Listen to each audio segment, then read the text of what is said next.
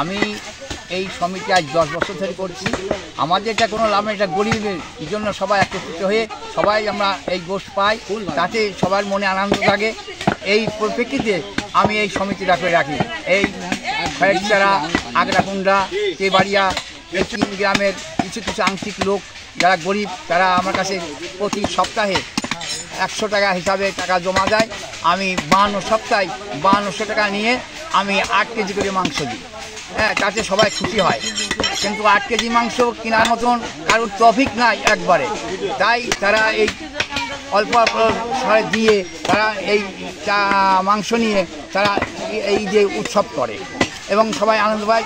আত্মীয় স্বজন জামাই জমরা আসে, তারা খায় এবং পরিবারবর্গ নিয়ে তারা এটা মানে খেয়ে আনন্দ উল্লাসে ওরা বেড়ায়।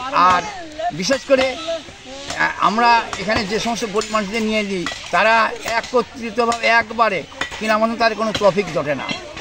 সেই ক্ষেত্রেই এই সমিতিটা গড়ানো। আর এতে সমস্ত লোক খুশি এবং পাড়ার লোকরাও দেখে একটা গরিব মানুষ 8 কেজি করে মাংস নিয়ে যাচ্ছে। হ্যাঁ, এটা সবার চোখের পরে আনন্দ লাগে। এই আশপাশে এটা মানে কতটা গরু এইভাবে? এই আশপাশে মোটামুটি আমার এই ছোট্ট এলাকার মধ্যেই মোটামুটি 16টা গরু জবাই হয়। হ্যাঁ, এবং প্রত্যেকটি গরু 5 মণ, 6 মণ, কোনো গরু 7 মণও হয়। হ্যাঁ, এর নিচে কোনো গরু জবাই হয় না। আপনাদের এই কাজগুলো করতে কেমন লাগে? এই কাজ করতে আমাদের খুবই আনন্দ লাগে এবং এটা আমাদের প্রত্যেকের মানে একটা মনের স্পৃহা এবং সবচেয়ে খুশি লাগে যে আমরা এই গোষ্ঠ একসাথে বসে থাকি, কাটিয়ে আমরা যে মানুষের কাছে বিলোচন করব, এটাও একটা আনন্দ। হ্যাঁ, এটা কি ধারাবাহিকভাবে চলবে? এটা ধারাবাহিকভাবে চলবে এবং আশা রাখি আমি যতদিন জীবিত আছি আমি এটা রাখবো। এটা গরিব মানুষটা চায় যে আপনার দ্বারাই আমরা এটা পাই এবং আপনি এটা থাকবেন, যতদিন আপনি আছেন এটা করবেন। হচ্ছে কি, এই যে গরিব মানুষরা তো একবারে যে 5-7 কেজি করে গোস্ত, 8 কেজি করে গোস্ত একবারে কিনতে পারে না।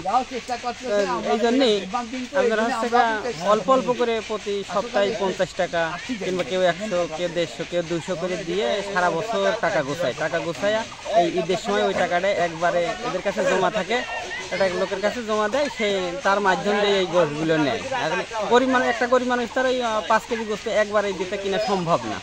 এই জন্য সারা বছর ধরে টাকা আস্তে আস্তে অল্প করে গুছাইয়া এই জিনিসটা একবারে খায়, যাতে এদের ভালো লাগে, একবারে খাতে পারে। অনেক বাড়ি আসে, যেমন দেখা যাচ্ছে অনেক বাড়ি আসে, আত্মীয় স্বজন আসে, একবারে অত গোষ্ঠ কিনতে না গরিব মানুষ। এই জন্য অল্প করে টাকা গুছাইয়া করলে পারে জিনিসটা উদ্ধার হয়ে যায়। বাড়েছে তো আমাদের মহাজনের মনে করেন এবার 39টা গরু আছে, জবাই দেবে এক একটা গরু 5 মণ, 7 মণ, 8 মণ, 10 মণ, 11 মণ পর্যন্ত আছে। এটা গরিব মানুষের জন্য। ওই বছরে টাকা জমা একবারে 5-7 কেজি করে গোস্ত পালি পারে, মাকসাল পালি ওটা খেতে পারে ঈদের দিনকে। এটা গরিব মানুষের জন্য ভালো।